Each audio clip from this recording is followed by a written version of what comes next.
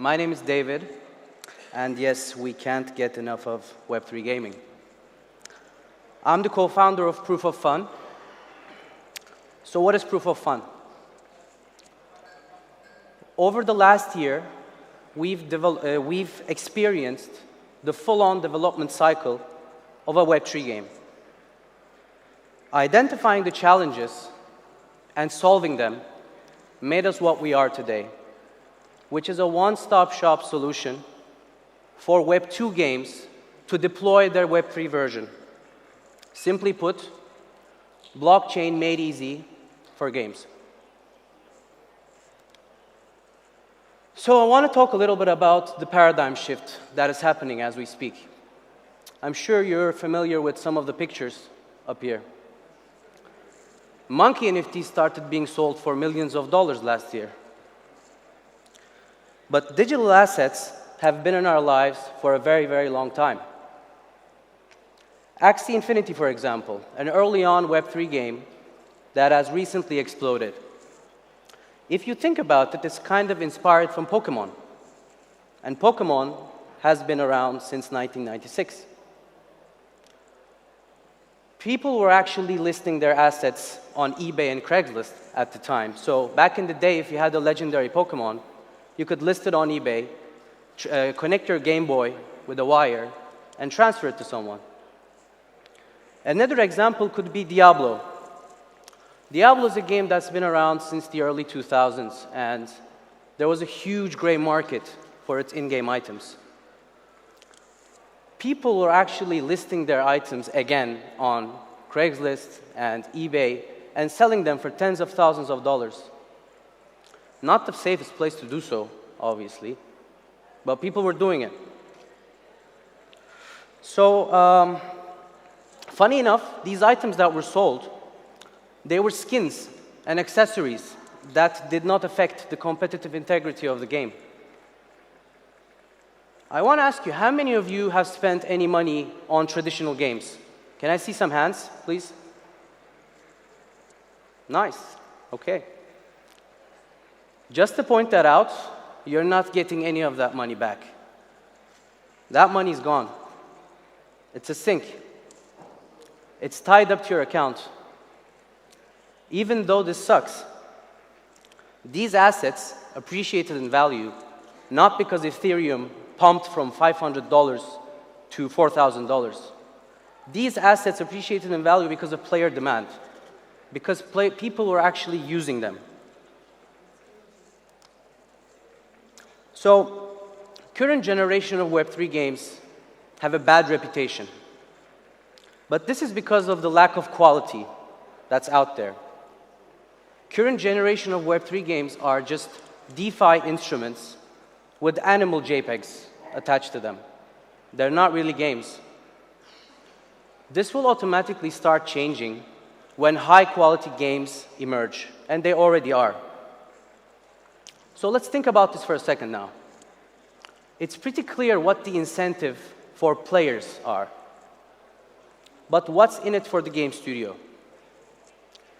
If they're already developing high-quality games, why should they implement blockchain? The answer is simple. To tap into revenue streams that previously did not exist. It does not have to be either Web 2 or Web 3. Game studios existing in both worlds, generating revenue in both worlds, is one step forward for the adoption to happen. It's how it should happen. Let's talk a little bit more about the why. The Web 2 space right now is very monopolized.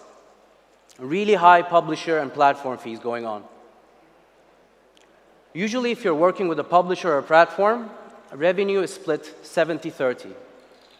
So 30% of your revenue as a game studio goes to the platform. By enabling blockchain technology, the revenue flows directly to the game studio. By keeping most of your revenue, you get the chance to reward and feed your ecosystem, and this way the value stays within the hands of your players. Did you know that 3 million games are released every year in the Web 2. But only 2% of these games reach breakthrough success. So what happens to the other 98%? Web3 enables all game studios to create sustainable businesses for themselves. The same applies for players. If you're a gamer with thousands of followers, or a Twitch streamer, or a part of an esports team, there are ways for you to make money. But if you're a regular gamer sitting at home, enjoying games, like most of us, there is no way of you making money, monetizing your playtime. So Web3 enables everyday gamers to monetize their playtime. So what are these new ways of monetization? Above you can see a spectrum. On one end, there's investors. And on the other end, there's players, fun seekers. But in the middle, you can see that there's earners, which is a little bit of both. So given the decentralized nature and community aspect of Web3, game studios are able to extend this spectrum. This broadens their audience and introduces these new ways of monetization, which are, for studios, in-game asset sales, second-hand royalties, and most importantly, keeping the transaction fees for yourself. On the other hand, for gamers, there are also other ways. A term that we're going to start hearing a lot is the on-chain gamer ID. We call it a GID, which is basically your profile on the blockchain. And if this were a transferable asset, as in an NFT, then this basically becomes the definition of monetizing your time. Because everything you do inside that game, your assets, your win-loss ratios, is recorded as the metadata of that NFT. One other thing that players could do is just battle with other players, person to person, wager tokens, and actually earn if they're good at the game. So there's ways to make money for studios and new ways to make money for players. The Web3 gaming vertical is rapidly growing. I want to give you some important facts. So blockchain-based game development activity has increased by 2,000% since 2021. This means that a lot of people are developing Web3 games. Game dApps contributed to 60% of overall blockchain activity in July this year, touching an all-time high. This is really important. 60% of blockchain activity in July was because of gaming. This means that a lot of people are playing blockchain games. Even though the games suck, people are still playing them. This means that the motivation is different here. $7 billion was raised by blockchain games this year. This means that there's a lot of VC money interest into the space. Q1 this year, there were only 1,500 blockchain games registered on that radar. When you compare the numbers with Web 2 and Web 3, there's a huge gap. And this means that there's a huge opportunity waiting to be tapped. This is where it gets even more interesting. 70% of game developers today say that they would consider the Web 3. 50% of those people say that they're planning to do so in the next 12 months. So the time is now. The time is now to start developing Web3 games. The time is now to start investing into Web3 games. We talked a lot about the why, and I think there's many reasons why. But now we should talk about the how. Building a Web3 game, as pronounced, has two parts. If you're a game studio, I'm sure you've got the game part covered. But the Web3 part is a whole nother story. We need to be able to understand the blockchain ecosystem in order to be an early adopter in this space. And it doesn't have to be even gaming. Anything we're building, we need to understand the blockchain ecosystem. And understanding the blockchain ecosystem starts with the culture. So what are all these terms that we see above? What is HODL? What is BIDL? I'm sure some of you know. What is OXOG Cowboy? What kind of a name is that? What is when? What is friend? Are these spelling errors? Aping in? Memes? Forks? POS? POW? ERC? What are all these terms? There's a specific slang and jargon when it comes to Web3 that we need to embed into the identity of our company. When it comes to Web3, community is everything. We need to be able to build a community of loyal people that believe in what we're doing. We need to be able to manage that community. We need to be able to be engaged with that community. We need to be able to create FOMO within that community. We need to be able to use memes in order to communicate with that community because it's a part of the culture. After it comes to layers and scaling, what is a layer 1? What is a layer 2? Why do we need them? Which ecosystem do we want to tap into? What are consensus algorithms, sidechains, scaling solutions? What is interoperability? And how do we implement interoperability? Cross-chain, multi-chain, omni-chain.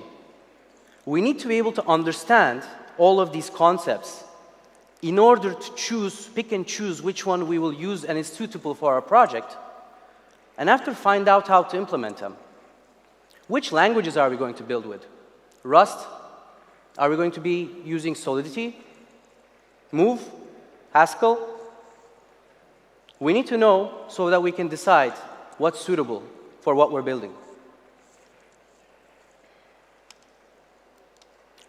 So these were general challenges of the Web3 space. But zooming into Web3 gaming, there's a lot more to talk about. Understanding the ecosystem was the first part. Defining the blockchain use case for our game is the second part. I think the third and fourth is probably the most important, which is onboarding and user experience. Even if we may not like it, the value still lies in the Web 2 when we're talking about gaming. There are 3 billion gamers out there, and most of these gamers, as in 90% of these gamers, do not know how to set up a wallet, how to buy tokens, how to sign transactions, how to pay for gas. They don't care which chain you're on. The only thing that they care about is onboarding onto a game, enjoying those games, and maybe making some money on the side. So in order to tap into that value that lies in the Web 2, we need to be able to create frictionless onboarding processes and seamless user experience for all those players. It doesn't finish there. In order to complete the puzzle, we need to curate the right blend of tech, tools, and solutions. It doesn't finish there. Creating a robust and sustainable token economy is also really important. But creating a token economy is not about deploying a token contract. It's so much more than that.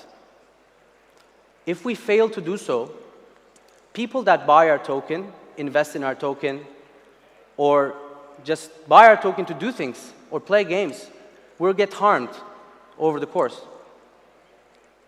We need to be able to incentivize our audience the right way so that we create loyal customers that come back. So game studios today are obligated to learn and overcome, surpass all of these problems that we spoke in order to become early adopters in the space. Solving all of these issues and problems and making it easy for them is exactly what we're working on at Proof of Fun. Thank you for listening.